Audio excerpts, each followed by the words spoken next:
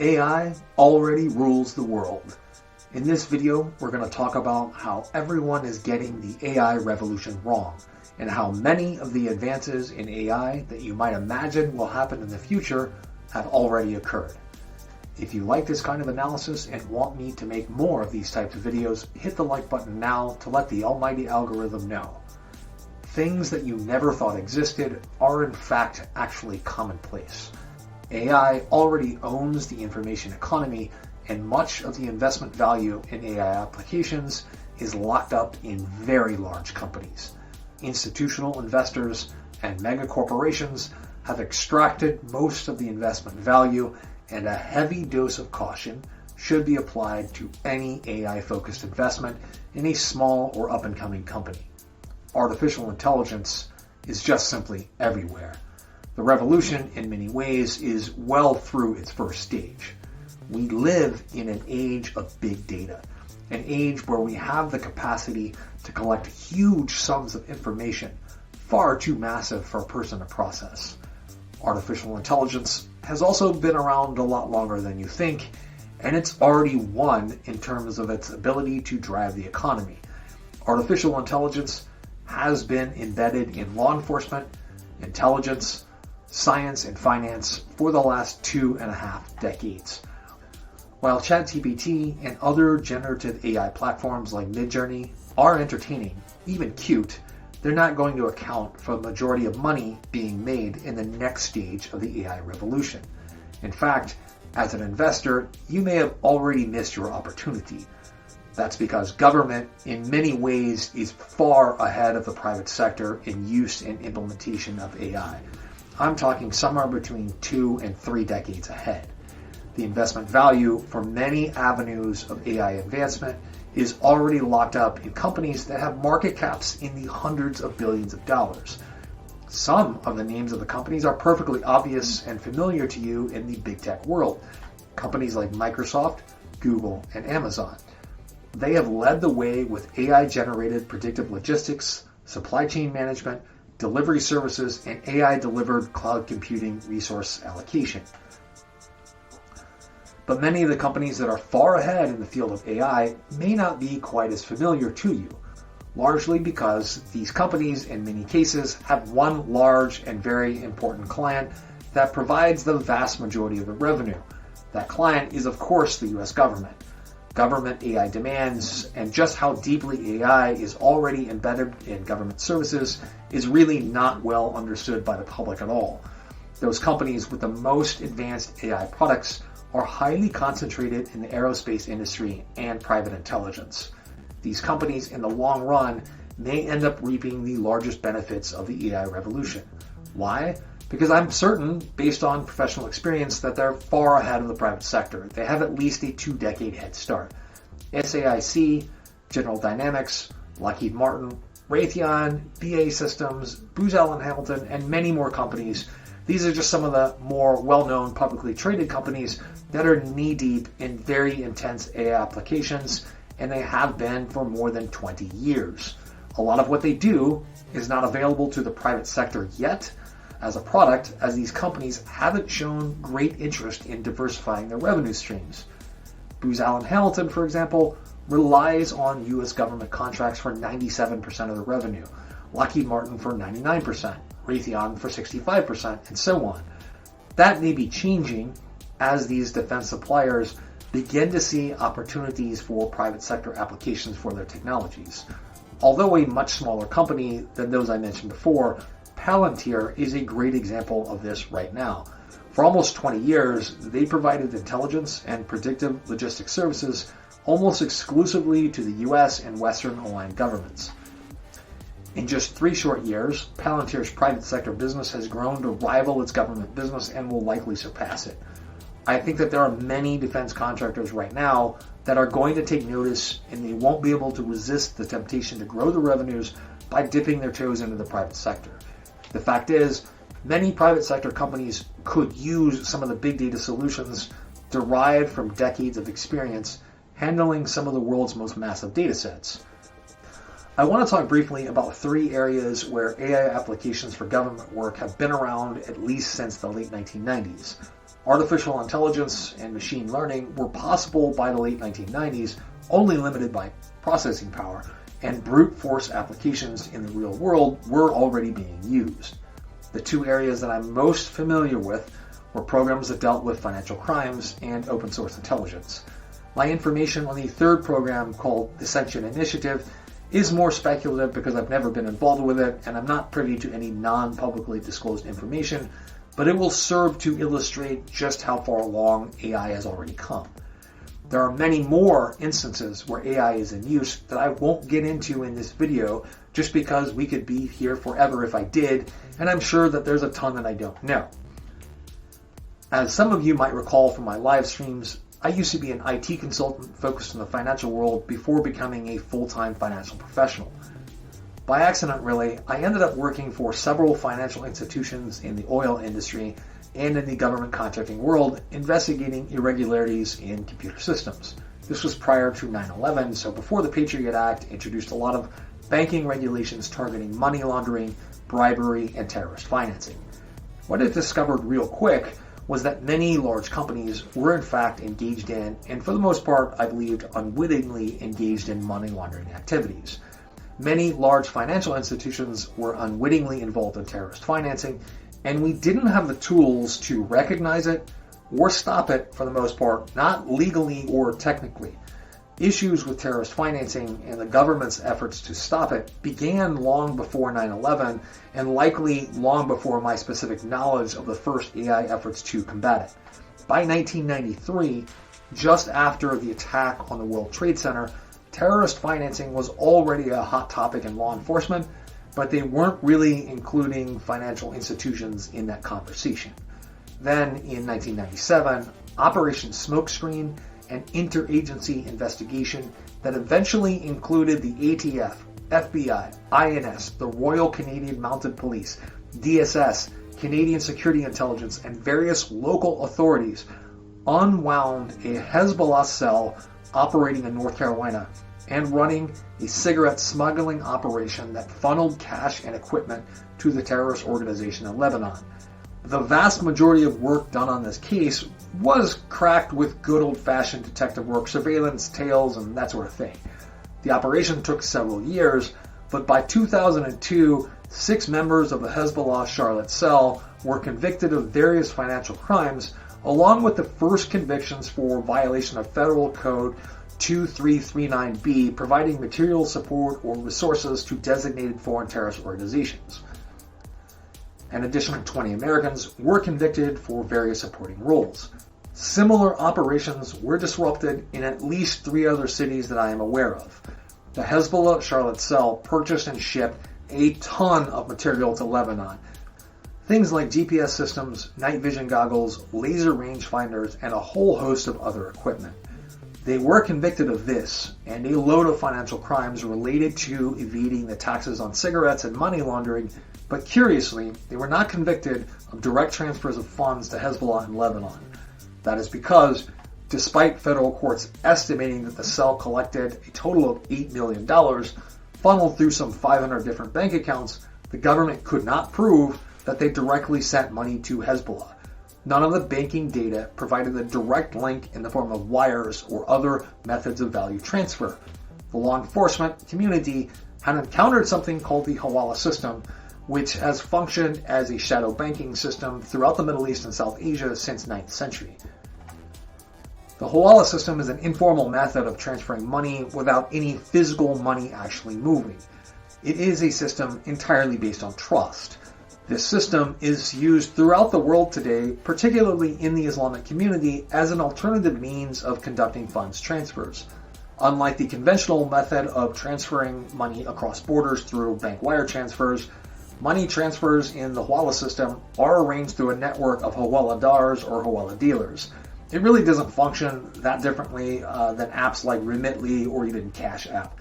Hawala dealers keep an informal journal to record all credit and debit transactions on their accounts, and debts between Hawala dealers can be settled in cash, property, or services. A Hawaladar that doesn't keep their end of the deal in the implied contract will be tagged as someone who has lost their honor, kind of like crappy Yelp reviews, and they'll be excommunicated from the Hawala network. Migrant workers all over the world use this system to send money home and help relatives and friends in their countries of origin. In most cases, it's a lot cheaper than a wire transfer.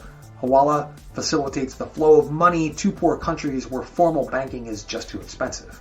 Now, the West views this system as entirely suspicious, but that isn't really fair. This is just a very old remittance system that evolved for very good reasons in the medieval era and really isn't entirely different from the medieval European system of bills of exchange. Making payments over large distances and in different currencies was rarely a good idea throughout most of history. It's incredibly difficult to protect a boat laden with gold or a train of slow-moving pack animals from bandits or pirates. Even small amounts of money were a temptation, as the writer Chaucer discovered when he was robbed on 3 separate occasions when he was carrying money to pay men who were working for Richard II. In a famous case in 1328, a large amount of money was sent from the papal court in Avignon to Lombardy to pay the army there. They had 150 cavalrymen as protection, but they were still attacked and half the money was stolen. And some of the cavalrymen were even captured by bandits and had to be ransomed back. This sort of thing happened a lot on land and on the high seas in ancient times, and both the Christian world and the Islamic world built parallel systems of value transfer to reduce the risk of getting robbed in transit. It's just that in the Islamic world, the system has not been replaced by the modern banking system and still operates in the traditional way. The vast majority of value changing hands in the Hawala system, even between the US and other countries, is entirely legitimate and harmless. The US, however, does not treat it as harmless because of its association with illicit activities and has struggled to find a way to tie value transfers in the Hawala system to bank accounts in the West. And here's where AI enters the room. I am told that by 2005, there was in fact a way to tie Hawala transfers back to individuals in the legitimate banking system. Law enforcement cooperation between the West and Middle Eastern countries that were not themselves sponsors of terrorism, but where much of the money raised for terrorism ended up, resulted in data from foreign banks being made available to AI programs that were able to draw associations between known Hawaladars and individuals in the United States and Europe. Apparently, this simple association doesn't operate as proof in itself that would result in a conviction, but it is the starting point for an investigation. And this program has apparently been the starting point for many investigations into terrorism and money laundering. One of the additional results of the program that was probably anticipated and likely an aim of the program was the ability to match financial relationships between individuals across global financial networks that were seemingly unrelated.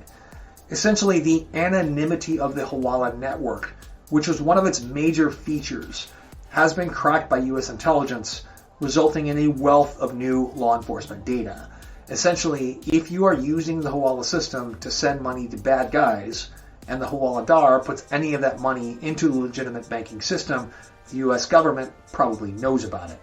This program is at least 20 years old, and my information on it is a couple of years out of date, and they've likely made great strides since then, as I can imagine that increased access to data and processing power have only made the AI program more powerful.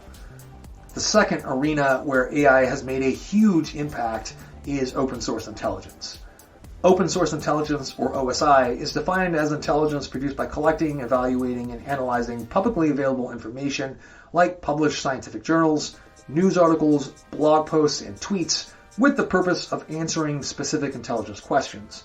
It's big business, and a lot of information or clues that bad actors don't want to be public does leak inadvertently. The problem is a lot of that information isn't relevant, isn't true, or is deliberate misinformation. The difficulty is first deciding what is relevant, second deciding what is true, and finally the sheer volume of information is a challenge all in itself. Many years ago, I knew several people working in various official capacities whose sole job was trying to glean intelligence insights from this type of publicly available data. From the way they described their day-to-day jobs, it seemed more like a divine punishment for the sin of driving too slow in the fast lane than an actual meaningful career. But these guys were really dedicated, and they did their jobs the hard way with very primitive tools. They actually physically hunted down print publications and manually searched the internet for answers to specific intelligence questions. It seemed woefully ineffective to me at the time, and it probably was. One of the most common things that spurs conspiracy theories is massive intelligence failures that result in terrible things happening. The phrase I tend to hear a lot is, the CIA must have known about that, or Mossad must have known it was coming, something of that nature. These assumptions are actually probably correct. The threats possibly could have been recognized ahead of time in many cases. The intelligence agencies in charge of recognizing those threats may have had plenty of opportunities to take action if it were not for the sheer volume of threat data pumped out every day by the multitude of bad actors. I'm talking about everyone from foreign governments to terrorist organizations to the 40-year-old basement dweller posting his domestic terror stuff fantasy on 4chan. The volume of data is just too great at this point for any group of humans to handle, no matter how dedicated they are to their jobs. AI tools have been in place now for more than 2 decades to help with this massive issue, and they have recently, since about 2012, gotten a lot better. These tools help sandbox this mass of data in order to make correlations, draw associations between bad actors, and actually predict destructive behaviors. There are, of course, failures, but to my understanding, these programs have been enormously successful. It's just that terrorist attacks that never happen don't tend to make the news. The last program that I want to talk about is the intelligence analysis system that is being developed, and I can confirm is already deployed by the National Reconnaissance Office, one of the many 3-letter agencies of the US government. That program is called the Sentient Initiative, and to be honest, it's a little scary. A 2012 internal NRO document that was declassified in 2019 describes it as an ongoing research and development program which is managed and operated out of the National Reconnaissance Office.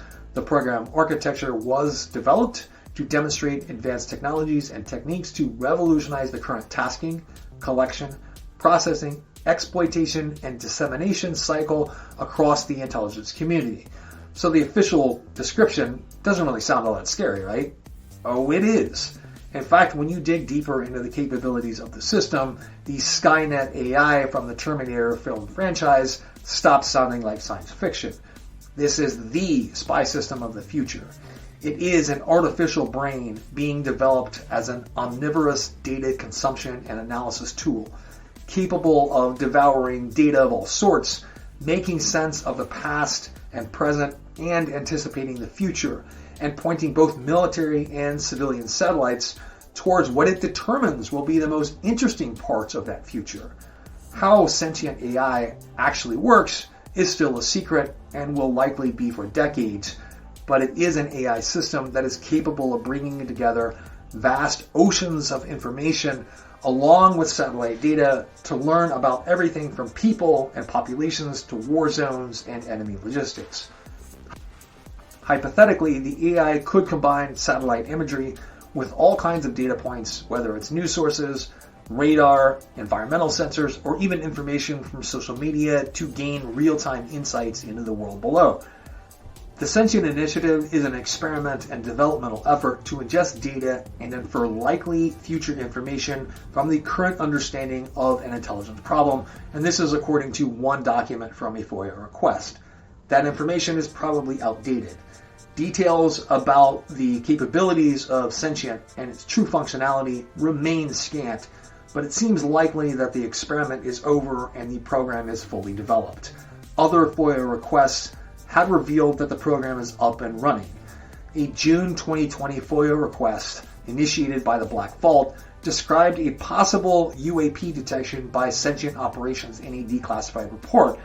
I say that declassified part a little bit tongue-in-cheek because 19 out of the 21 pages of the report were redacted entirely. But 2 also heavily redacted pages do reveal some interesting insights. First, this is confirmation that Sentient is operational. On May 6th of 2021, Sentient Image Processing detected a possible airborne object 78 kilometers southwest of a redacted location. That report goes on to describe a small object that was less than 10 meters that did not match the visual signature of typical aircraft and vaguely resembled similar detections of airborne objects by U.S. Navy aircraft and surface vessels they are probably referring to the 2004 Nimitz incident. The report describes the shape as roughly tic-tac shaped and likely not a sensor artifact or focal plane anomaly. The object was also visible either in a second shot or detected by a second sensor in an additional overwater image 15 seconds later. Curiously, Sentient Processing also detected a second object in the imagery, but due to the redactions, it's kind of hard to tell what it was exactly. There was kind of a leap made in this report, as well as tying that second object to command and control activities, although there was no follow-up provided. The U.S. has at least 170 known military satellites, with the National Reconnaissance Office managing about 50 of them. I think it's likely that the Sentient Initiative has already integrated all of these downward-pointing satellites. There are also thousands of civilian satellites orbiting our planet as well, and the private sector is pursuing parallel programs using them. Private intelligence company BlackSky uses its own satellites to feed into a system that is essentially Sentient's unclassified little brother. In 2019, 2 oil tankers were attacked in the Strait of Hormuz, and this was on June 13th. BlackSky's program sent its satellites into action and took pictures of the attack in real time.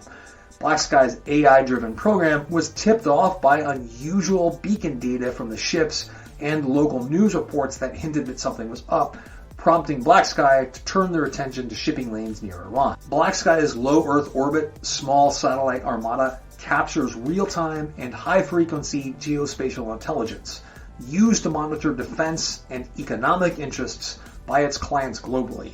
And these clients include both governments and corporations. BlackSky's satellites are being used to monitor military movements in both Ukraine and the Israel-Hamas war today. They are a publicly traded company, and next year, BlackSky will launch their 3rd generation of satellites, which will be capable of capturing images at night through clouds using shortwave infrared technology. Its customers use the real-time images for everything from climate monitoring and weather disasters to military conflicts.